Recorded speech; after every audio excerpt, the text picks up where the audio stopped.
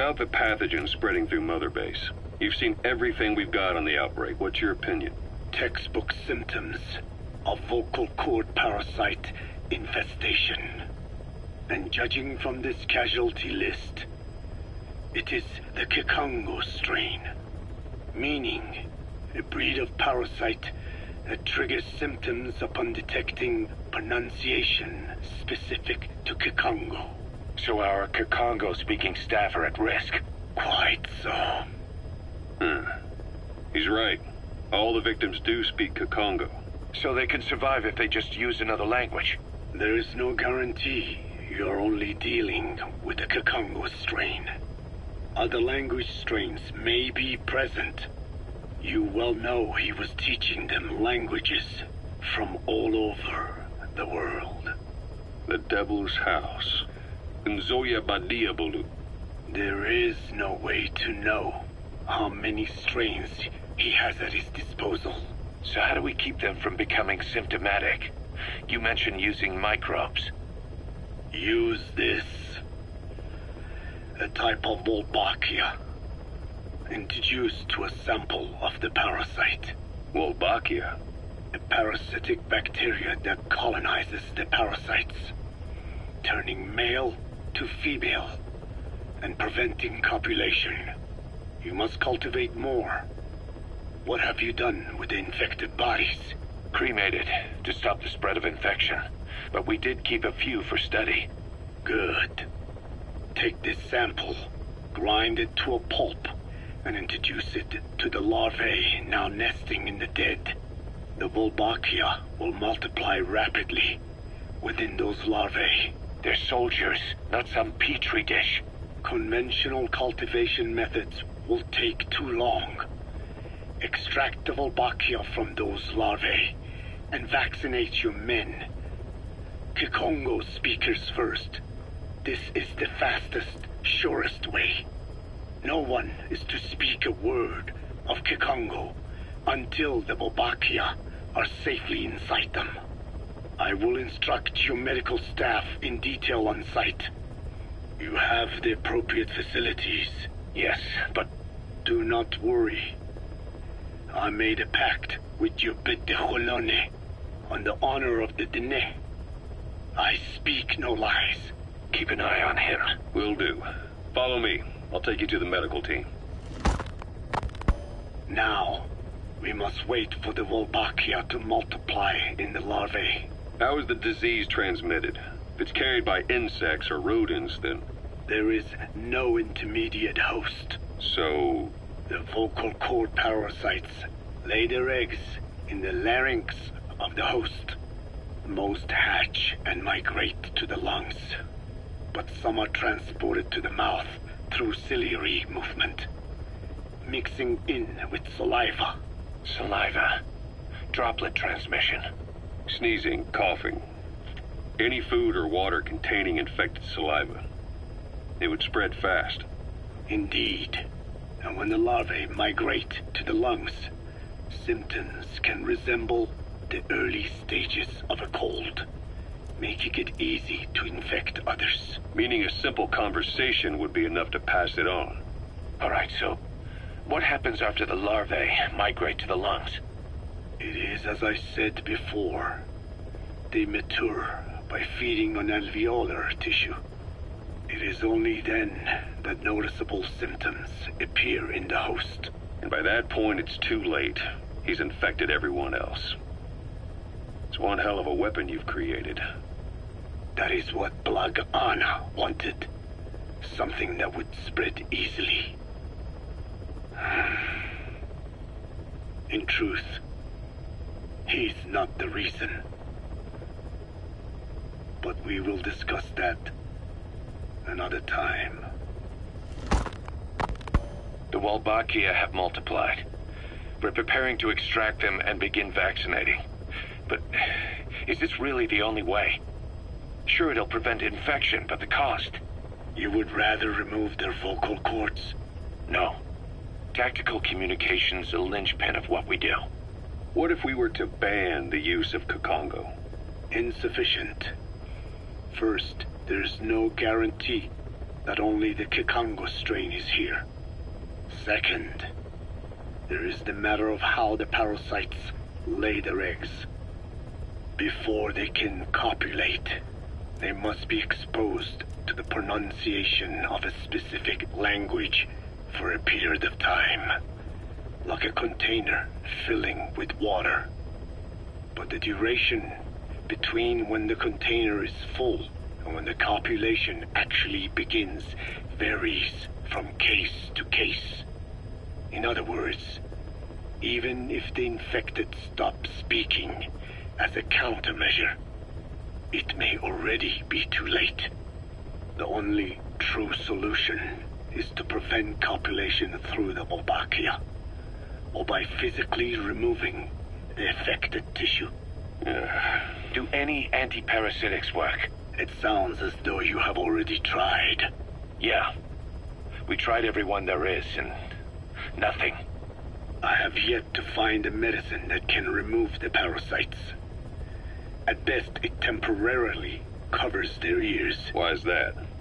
Because the parasites are companions to us. To remove them inevitably harms the host. Companions? More than you think. And this is why the human immune system cannot eliminate them.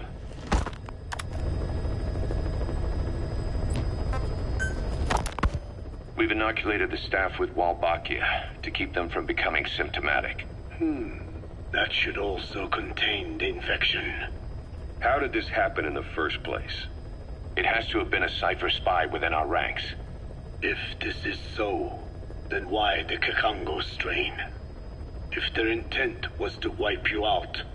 Skullface said the remaining English parasite was close to the boss. If this latest strain was his doing, he wouldn't have tipped his hand. It is possible someone brought eggs onto the base without knowing. Stuck to their shoes, clothing. Well, that makes the most sense to me. And where did the eggs come from? You mentioned that your boss visited Nzoya Badiopulu. Sure, but his gear's disinfected immediately upon return. Then he was not the carrier. And not just the boss. All staff dispatched to high-risk regions were quarantined on the flight back. When the symptoms first appeared, we checked and disinfected all equipment used up to that point. Any and all prisoners, soldiers, materials, and animals extracted during missions were also quarantined. So, that just leaves... I have seen children around here. Where are they from? All over.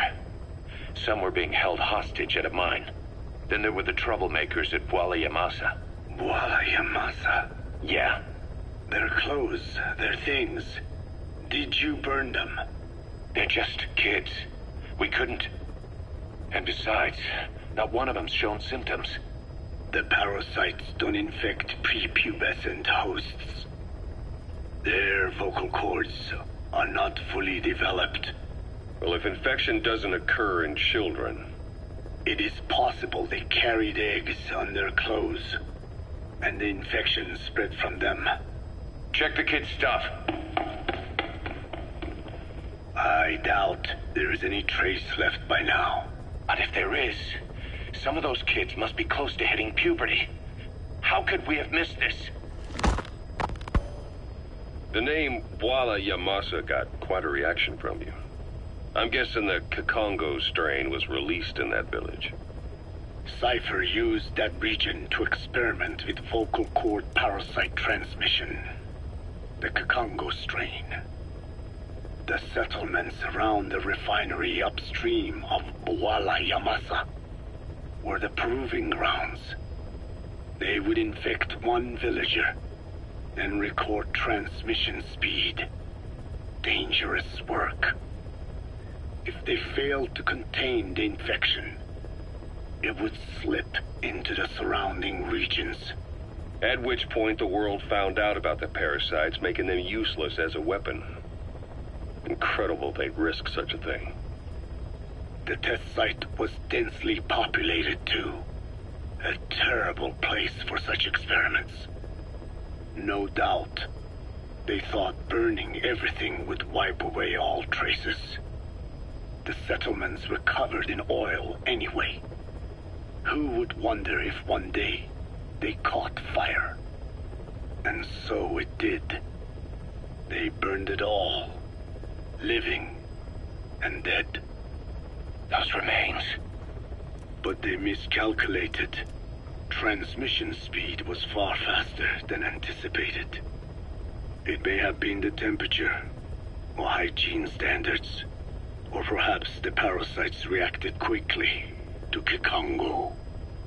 Whatever the reason, nearly all villages were swiftly infected, and the settlements reduced to mounds of corpses. Making matters worse, the dry season was ending. When it came time to burn the village, the Moneni River had swelled. Many of the bodies were waterlogged. Meaning they didn't burn completely. The corpses still contained viable eggs, and the larvae washed downstream. And when the people downstream drank that water, That marked the end for Bwala Yamasa. I learned all of this at the mansion.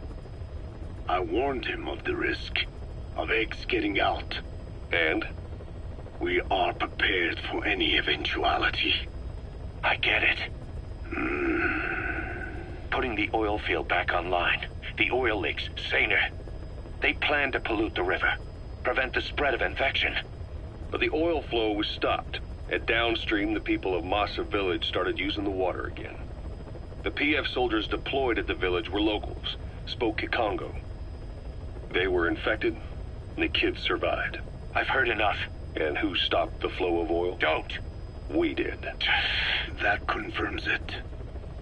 The source of the Kikongo strain infection was Masa village. And the children brought it here. It is no one's fault. There is no blame to be cast. The parasites, they were tested in other regions? Their physiology requires that they be tested under varied conditions. Another test site was in Afghanistan. So it was the parasites there. Both the Pashto and Tajik languages are spoken in the mountains of Afghanistan, and population density is low. Ideal testing grounds for how accurately the parasites target only the specified language. It is also relatively easy to prevent the spread of infection. And the results? The first test, I am told, was a success. Once the Pashtun Mujahideen were infected with the Pashto strain, they were all but wiped out. The Hamid fighters at Smasei Fort. It was doubly successful. No Tajik Mujahideen or Soviet soldiers became symptomatic. So the parasites proved to be effective. What about the second test? Also supposedly a success. A Pashtun village was the target. However, the original aim was to obtain samples of the infected. In this, they failed. And the village? The Soviets enacted a standard scorched earth operation.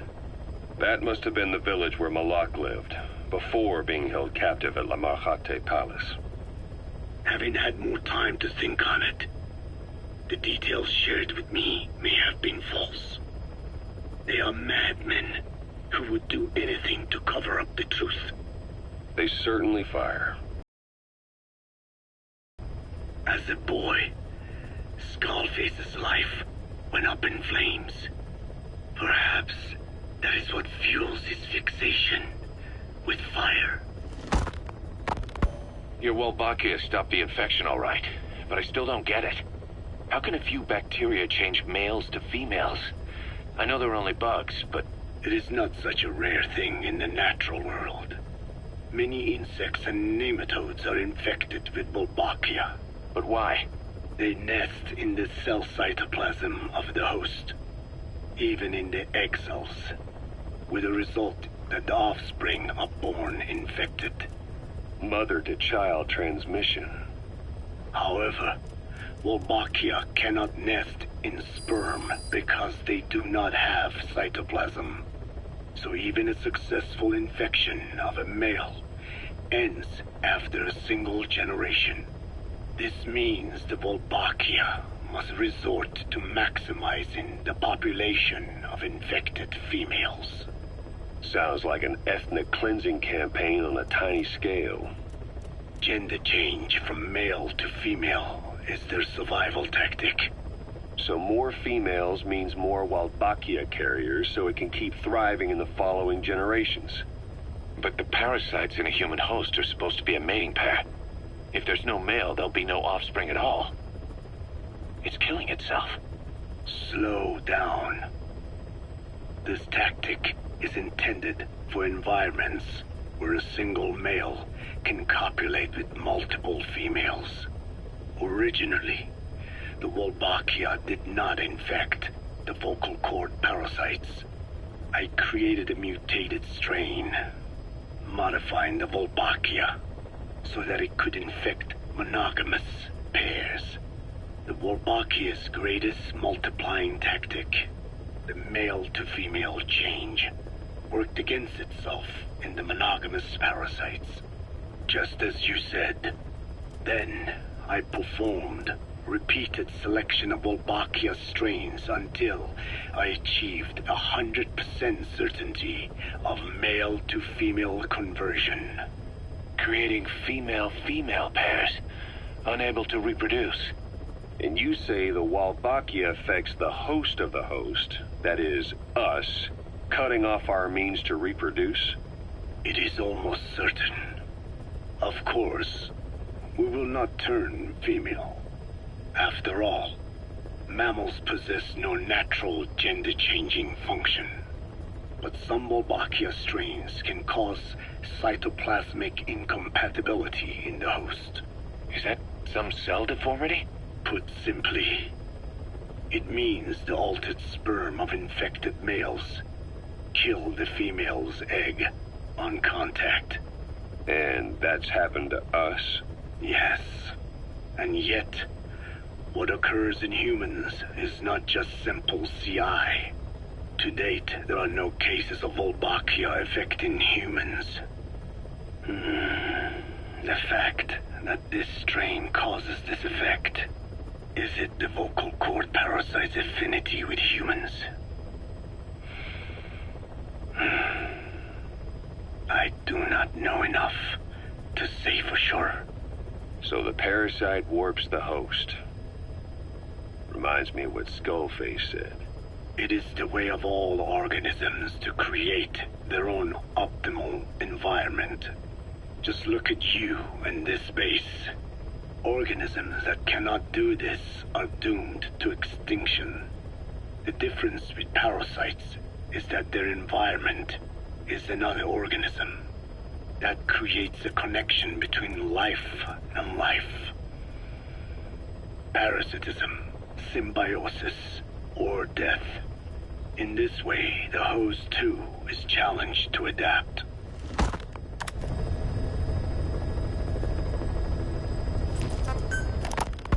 So what were they doing at Nzoya Badia, Baloo?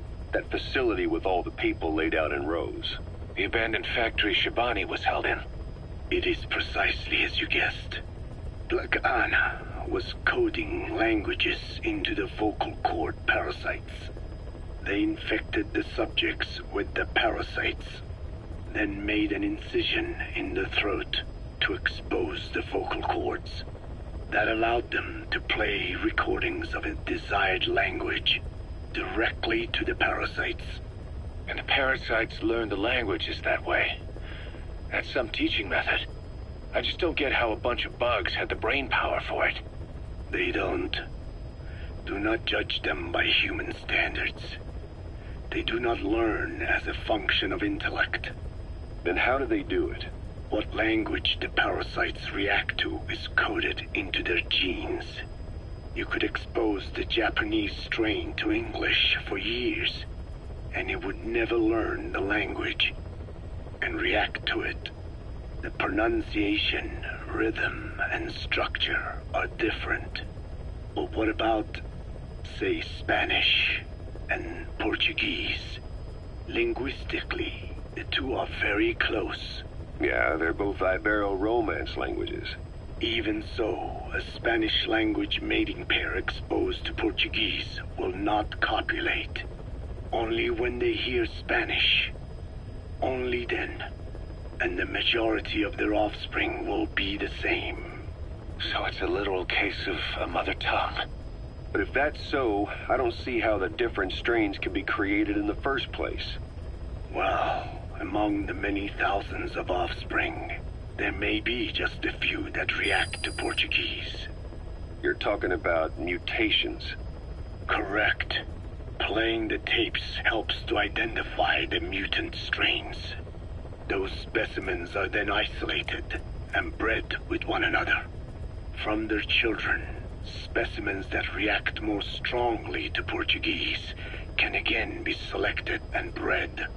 Repeating this process creates a strain that reacts solely to Portuguese and never to Spanish. Mutation and selection. No different to breeding roses. So you kept increasing the change over the generations, adapting them to languages from all over the world. Must have taken a hell of a lot of patience. More like patience. Just how many died for this? There's something I still don't get. In order to tell which larvae will react to Portuguese, you'd have to let them develop and then see which copulate. That means you'd need tens of thousands of guinea pigs. There's no way you could do that in a facility that small. For normal selective breeding methods, you would be right. But there is a more effective selection method when training the vocal cord parasites. Go on.